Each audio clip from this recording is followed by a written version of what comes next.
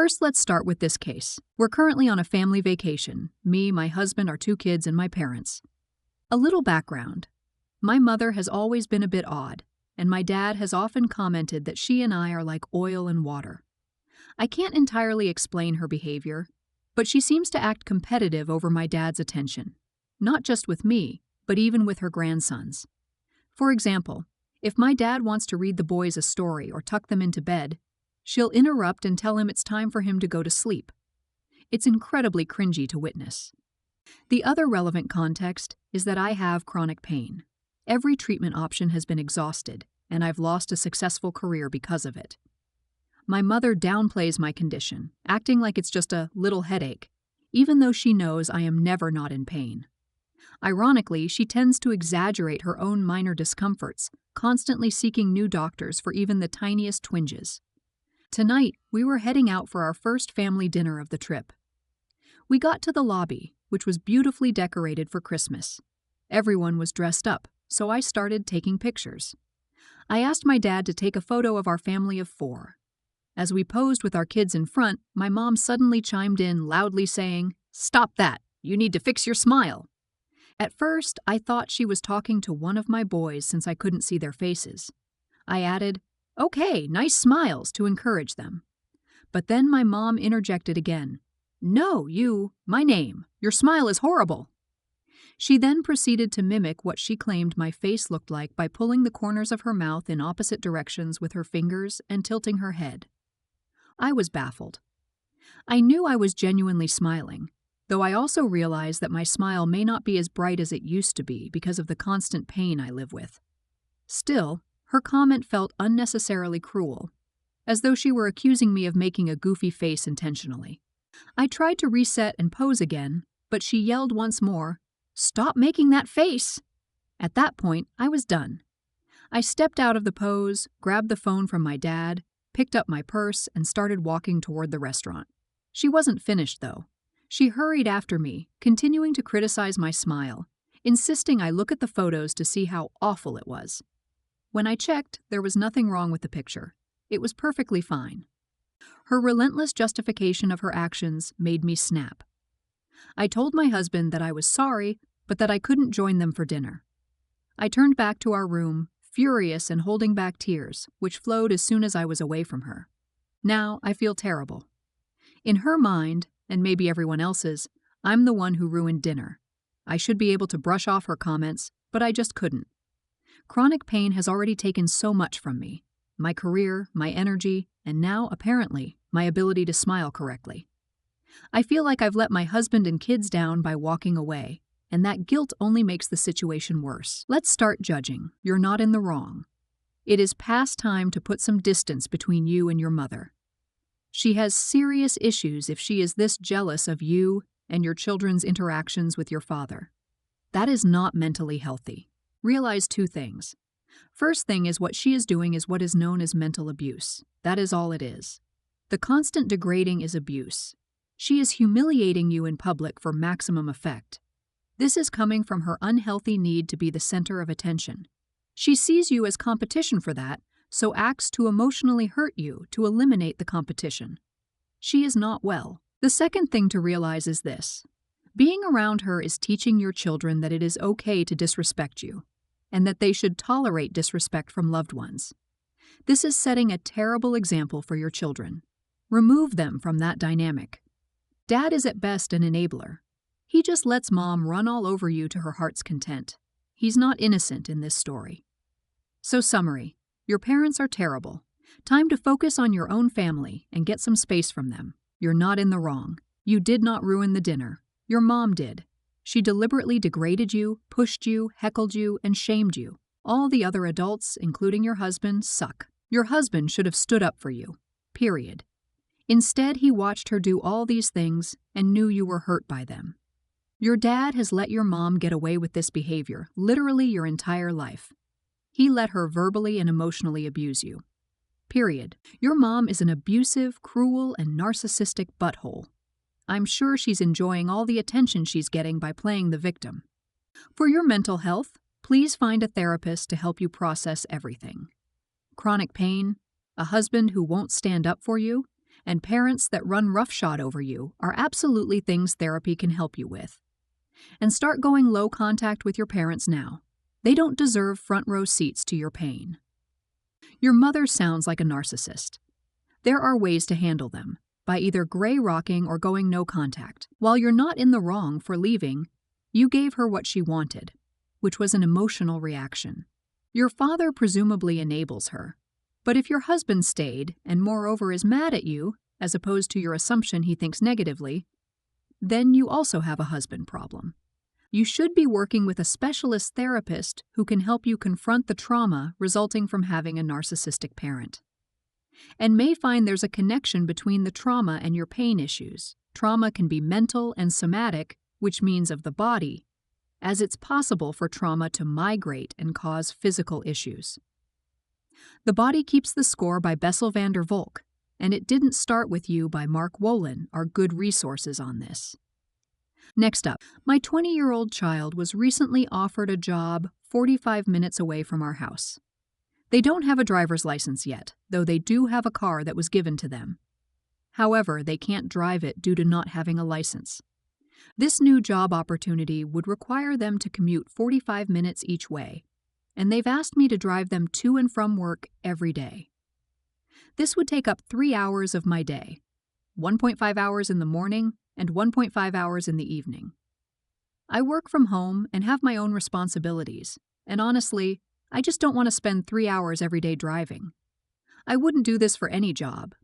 So I told them it's an unreasonable request. I offered to help with one trip, a 1.5-hour round trip, if necessary, but not both. There's no public transportation available where we live, so that's not an option either. My child feels I should be more supportive and drive them, but I've stood firm in my decision. Am I the problem here? Additional information. 1, I refer to them as my child or kid because they are non-binary, not to imply that they aren't an adult. 2, they had a learner's permit at one point, but let it expire. They didn't want to learn to drive on our 2 stick-shift vehicles. They've had an automatic car for 4 months now, but still haven't pursued their license. 3, they've struggled with anxiety for years and are currently in therapy.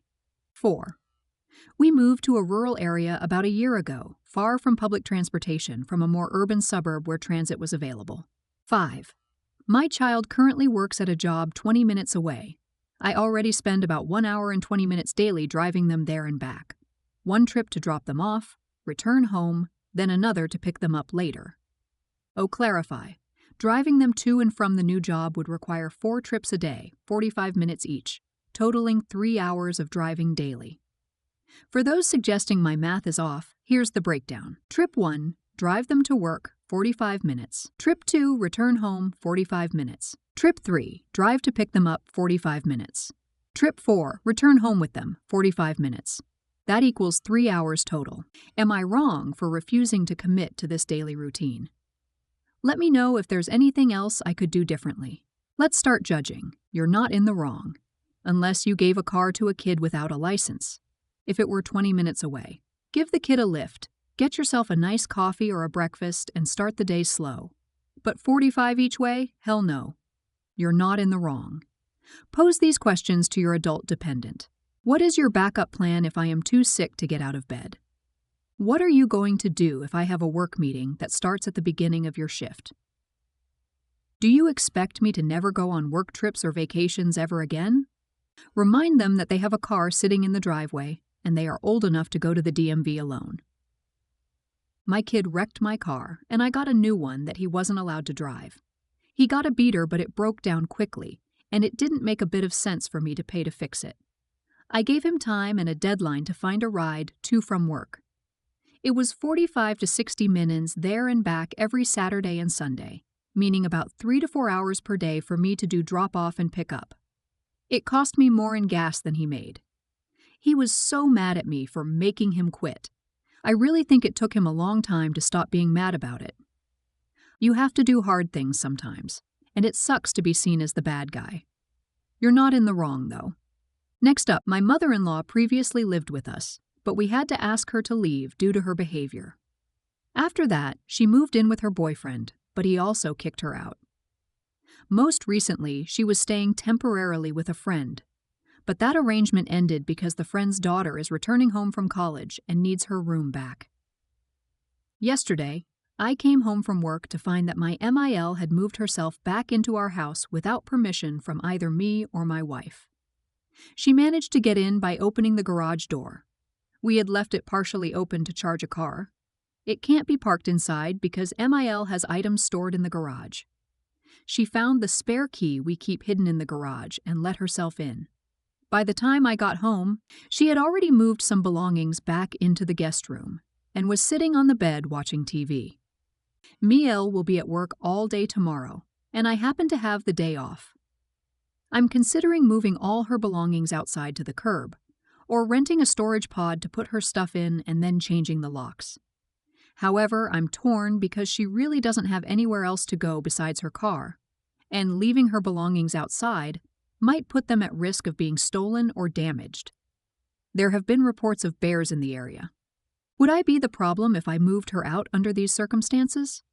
Let's start judging. You're not in the wrong. She's a squatter. Don't do a pod because you will pay for it forever. Spend a little extra now and move it to a storage unit. Prepay for a month or two and tell her she can figure it out after that. If she comes back, call the police. Breaking in is not magically okay because they're related. She has nowhere to go because of her own choices, and it's no one's responsibility to take care of her. She has a job and transportation. She can figure out a shelter, hotel, or apartment. You're not in the wrong pack her stuff. Change your locks and go no contact with her, explaining that she is not welcome to live there anymore and didn't have the permission to move her stuff back in. If she doesn't leave, I'd suggest calling the police. She's essentially a squatter. Go for it. You're not in the wrong. How rude and entitled she must be to literally break into your home and take up residence, especially since you've kicked her out before. I'd put all her stuff out and change the locks. She must be hell to live with, and from the sounds of it, has made herself unwelcome in more than just one place. Might be time she does some self-reflection on why people don't want her around. Next up, I'm a woman in my 30s, and I was recently at the airport preparing for a flight. About 15 minutes before boarding, I decided to wash my hands in the ladies' bathroom. While I could have waited, I figured it would be quick and wouldn't hold anyone up. When I entered, there was a line of about 6 women waiting for the stalls. I made eye contact with the woman at the front of the line and let her know I was just there to wash my hands. She had no issue with it, so I proceeded to the sinks. There were 2 sections of sinks, and I went to the one closest to the entrance. The next 5 sinks to the left of me remained unused the entire time I was washing my hands. I was in and out in under a minute, but as I walked out, a woman near the end of the line cupped her hands around her mouth as if trying to broadcast her comment, and said in a condescending tone, "There's a line," followed by a self-satisfied laugh. I was so taken aback that I only managed to mutter, "I was just washing my hands, so," as I walked out. I didn't think there was an issue with what I did since I didn't cause anyone in line to wait longer, nor did I occupy a sink that someone ahead of me needed. But now I'm second-guessing myself. What's the general public consensus on skipping the bathroom line to use an available sink? Was I wrong for doing so?